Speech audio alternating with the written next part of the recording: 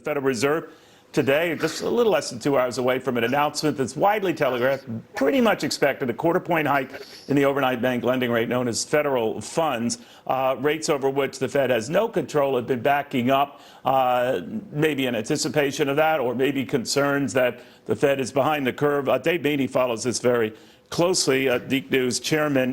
Dave, are you in that quarter point today, quarter point every Fed meeting, every 6 weeks when they gather? Anything that could jostle that?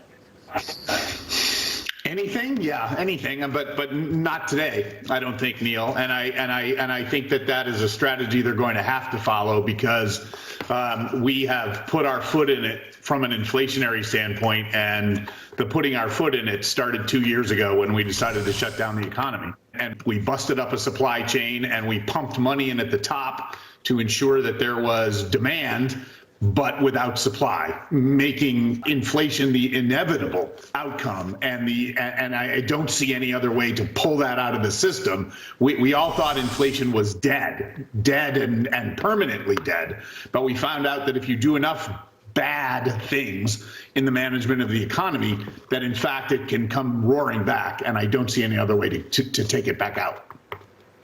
So if you just use the quarter point every Fed meeting math, by year end, we would be at around 2% for the Fed funds rate. And the argument is to go to historical norms, you have to be kind of around where even the inflation rate is. I seriously doubt even by then we would be at a 2% inflation rate. It would have to go much higher still, right? Yeah, you'd think so. I mean, and look, you can convince yourself that the energy price spike that's in it will come draining back out at some point. I believe that.